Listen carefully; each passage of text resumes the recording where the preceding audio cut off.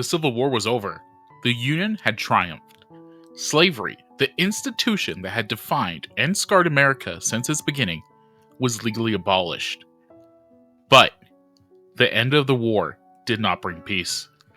For millions of newly freed black men, women, and children, freedom was fragile, uncertain, and dangerous. Their first steps into liberty were stalked by shadows. And from those shadows rose a movement cloaked in hoods and robes, mounted on horseback, moving by night. A movement determined to strangle freedom in its cradle. The Ku Klux Klan. This is the story of their terror campaigns. In the 1860s and 1870s, a campaign of fear and violence that sought to undo emancipation and destroy Reconstruction. It is a story of night riders and burning crosses, of families terrorized in their homes, of ballots stolen by blood, of teachers and ministers beaten for daring to educate and uplift. It is also a story of resistance, of free men who stood tall, of women who testified, of a federal government that, for a brief moment, confronted the hooded empire with law and force. This is not a story of costumes and secret societies. It is a story of terror, and it begins in the ashes of the Civil War.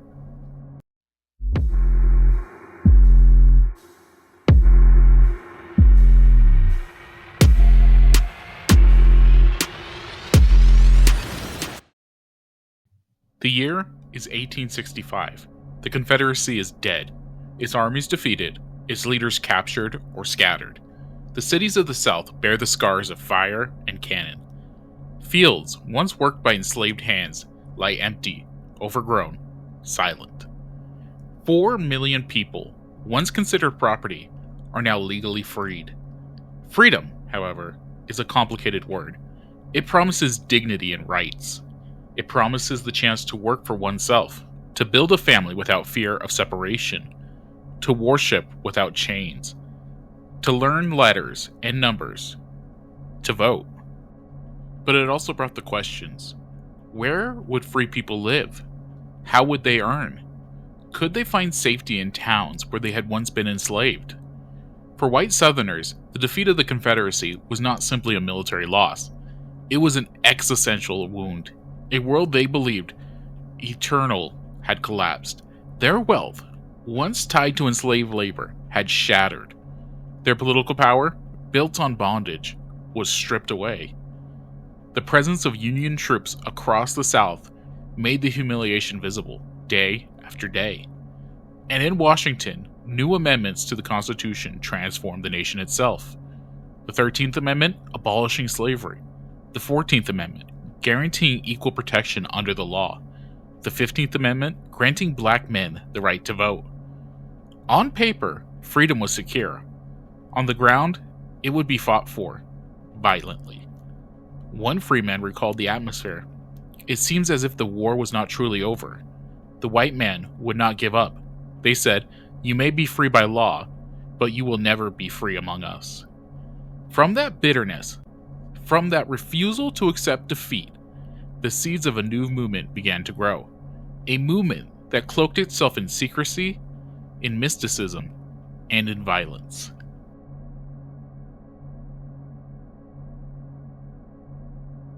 Pulaski, Tennessee, Christmas Eve, 1865. 6 former Confederate officers, restless and delusioned, gather in a lawyer's office. They are young, they are defeated, and they are bored. They decide to form a club, a fraternity, something secret, something playful. They choose a name that sounds mysterious. Borrowed from the Greek word kykelos, meaning circle, they call it the Ku Klux, and add clan for rhythm. The Ku Klux Klan. At first, it is a little more than a prank. They dress in sheets, they ride along through the night. They pretend to be ghosts of Confederate soldiers wandering the earth. They frighten superstitious. They amuse themselves with tricks. But soon, the masks take a darker purpose. The war has freed the enslaved, but now, those free people sought to claim their rights. They went to school, They built churches. They registered to vote. They ran for office. And former Confederates watched in horror. The Klan became something more than a club. It became a weapon. Night rides turned into raids. Pranks turned into beatings. Costumes became uniforms of terror. The Klan spread quickly from Tennessee to Mississippi, Alabama, Georgia, the Carolinas, and beyond. Its organization adopted a language of empire. The leaders were called the Grand Wizard. State leaders were Grand Dragons. Local officers were exalted Cyclops. The name sounded fanfictual, even ridiculous, but behind them lay deadly intent. A congressional report years later described the change. What began as a fratonic, in a short time, amused the character of a great conspiracy. Political and military, in its organization and its purpose of violence and crime. The Invisible Empire, as it called itself, had been born.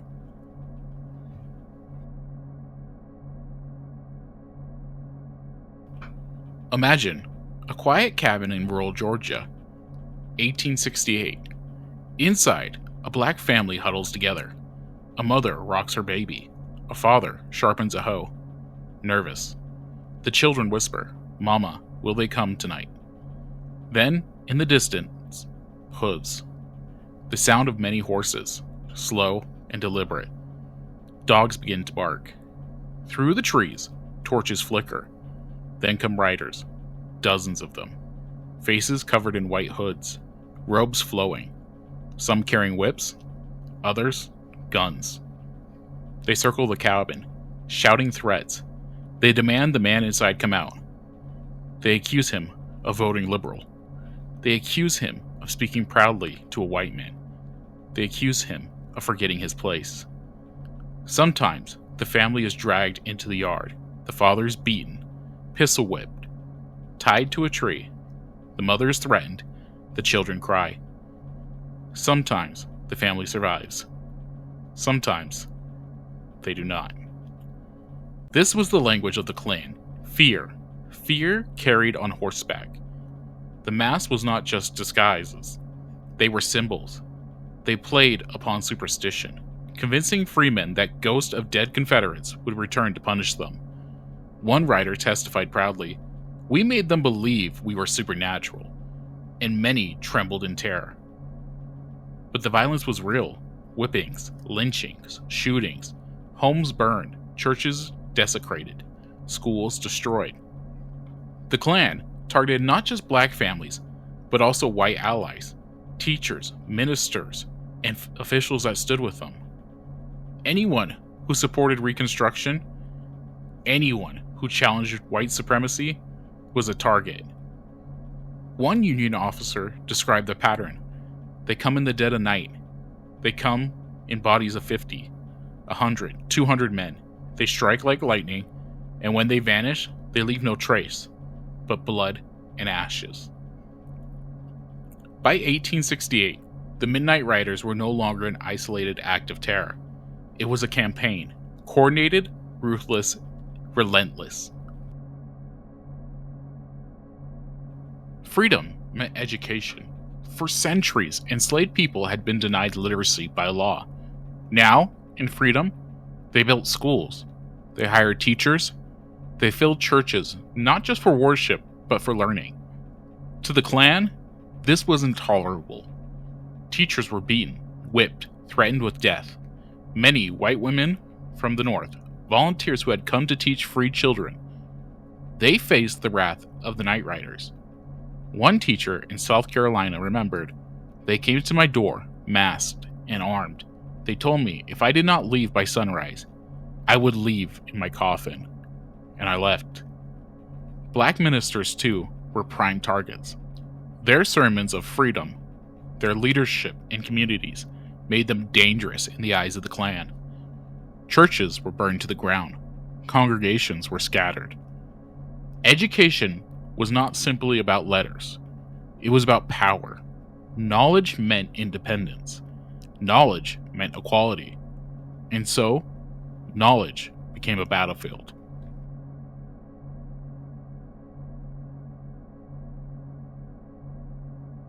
Reconstruction promised not just freedom, but democracy.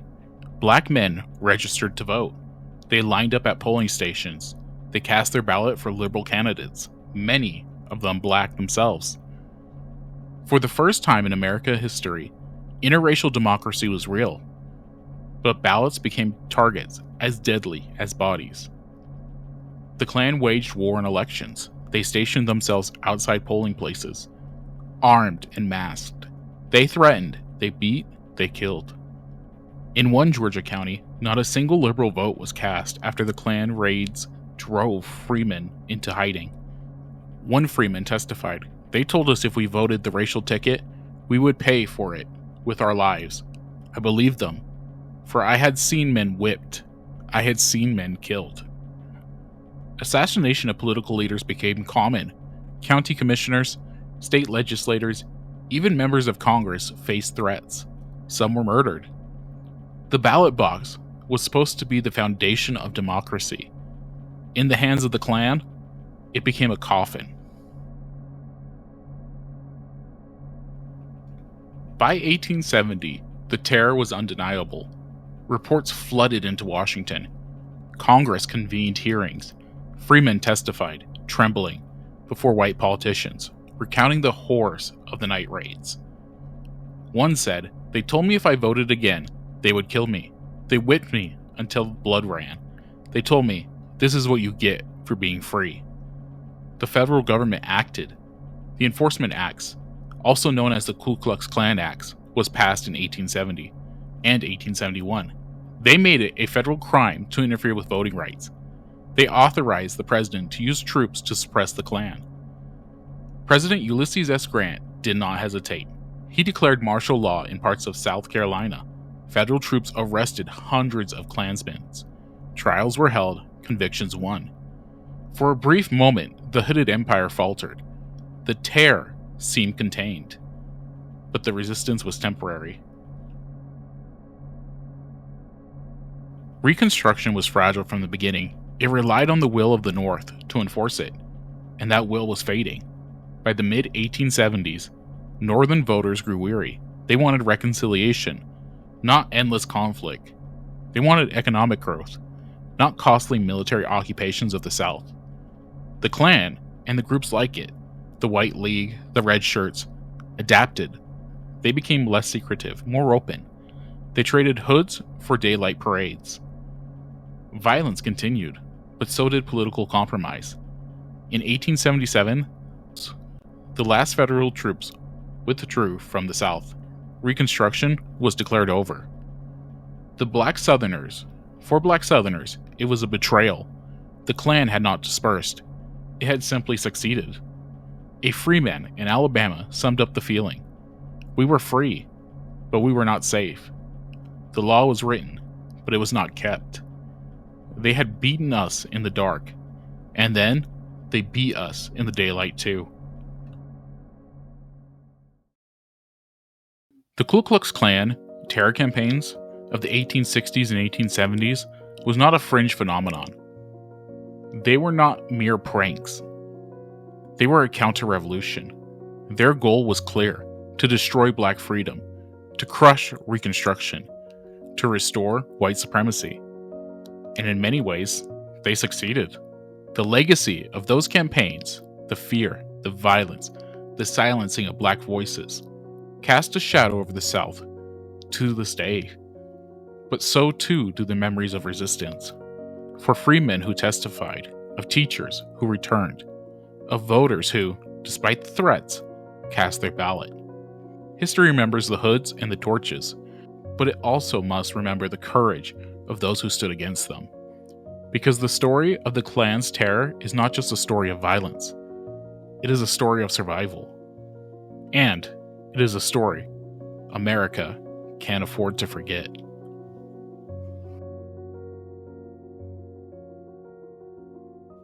This episode is dedicated to Trey Reed.